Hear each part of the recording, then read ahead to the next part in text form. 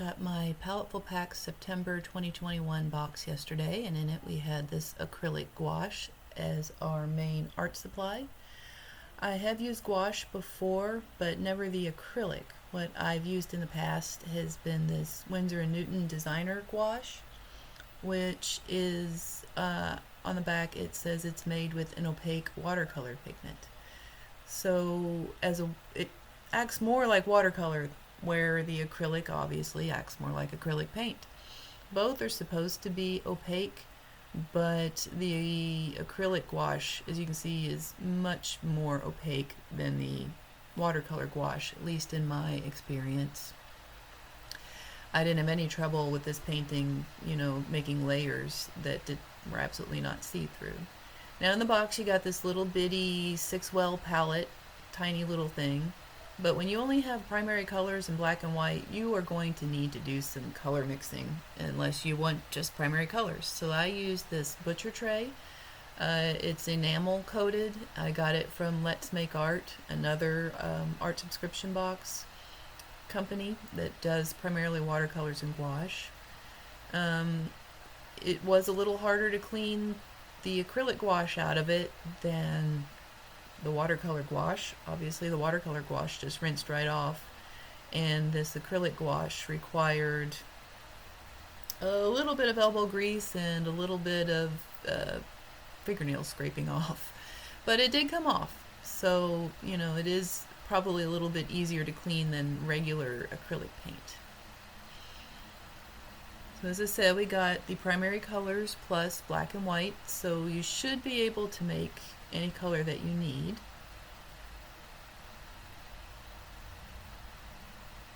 And that's everybody. Let me find my paintbrush.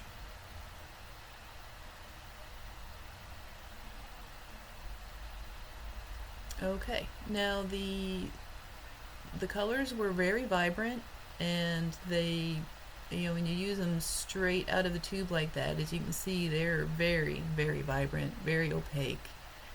And like watercolor gouache, adding water to these does make a lighter color. So you can get a lighter color of red. If you keep adding water, it's going to get lighter and lighter. You can even mix the two and kind of make an ombre effect. Another similarity with watercolor gouache is that you can lift just like you would with a watercolor paint. Of course, you're going to have to do it really quickly because this paint seems to dry very, very quickly. If you can hear it buzzing, I'm sorry, but my laptop has a fan in it like a jet engine. So I added some water. You can add the water. You don't have to add it in the palette. You can add it on the paper or canvas, whatever you're using. And you lift a little bit to make that nice gradient. You can also, let's see, we're going to make a little bit of green. So the mixing is really easy. I mean, when the paints are this pigmented, it doesn't take much. And when you mix them, you're just going to make sure you mix enough for all of what you need, because when you mix more, it's not going to be the same color. But I kind of like that. I think it makes it look more natural. So you can see how just adding water to the mixed green made such a nice, pretty light green. Now, unlike watercolor, adding the white will make a lighter color as well, so adding water isn't your only option. I did like adding the white to these colors to make the lighter gradients. I've not yet conquered the skill of using white watercolor. So this was nice. This really was more like using acrylic paint. There's really, I couldn't tell a big difference between the acrylic paints that we've gotten in the past and these acrylic gouache. I haven't looked up what the difference is necessarily, but it was fun to be able to make pink so easily by just adding red and white.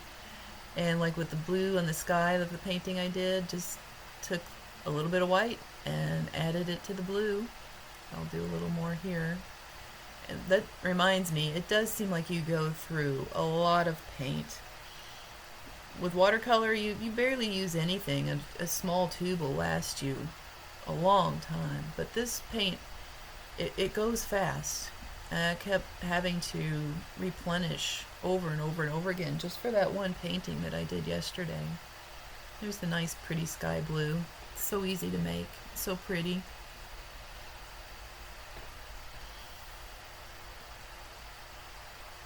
Now see, that red is dry, completely dry already.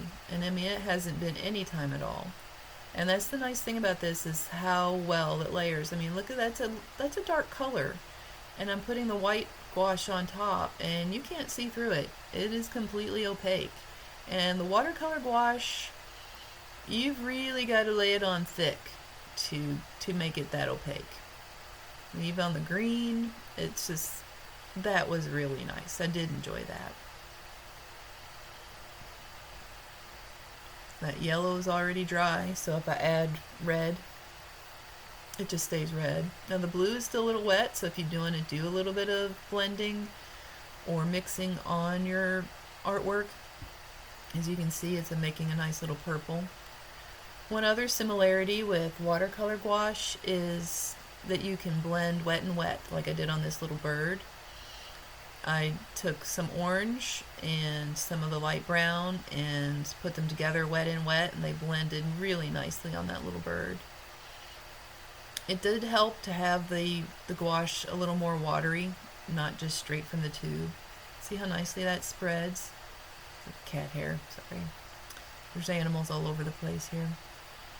And add a little bit of red, it just blends right in. It was really nice. I probably have a little too much water on there, but you get the idea.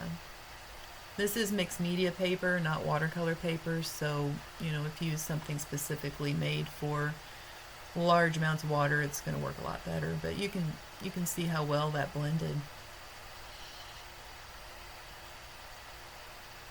See, I gotta add a little black just straight through.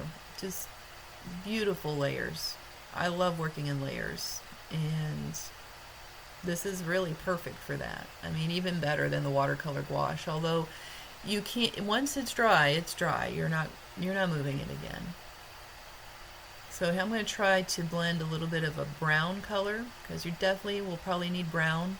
So I did yellow and red, and just add a little bit of black, at a time. It is strong. So you can already see it starting to make a nice little chocolatey brown. If you want to add a little more, be careful. Just a little dab will do. And you can always add more, but you can't take it out. You'll end up adding more red and more yellow, and you'll end up with using up a lot more paint than you want to. So I got a nice dark brown there.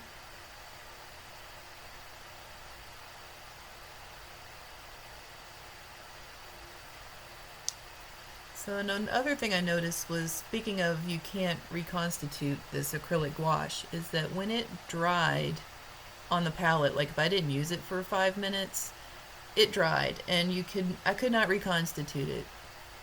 When I tried to, it made like the paint just came off in flakes, and flakes and water,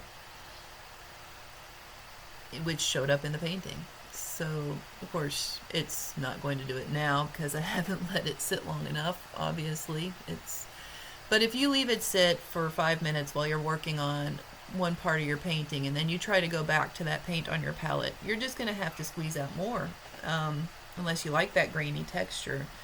And that's another reason it felt like I was wasting paint. So I guess a good tip would be just to put out a tiny amount at a time, to try to prevent from wasting any.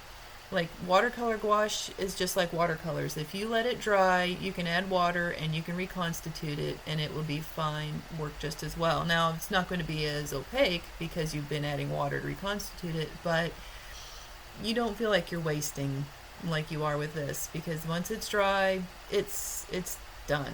Nothing you can do about it. So like I did here, I did the green, and then I did the brown tree over the green, and even with the slightly textured paint, there was no problem whatsoever. Love that fact. Now, like on the mouse here, you can see the hard line because I let it dry before I blended in the lighter brown next to it. So If that's what you're looking for, that's great. But I really prefer blending really well. And so if you want a hard line, it's not hard to do. If you want to blend, you got to blend immediately. And that's it. That's what I've learned so far. I hope you enjoy.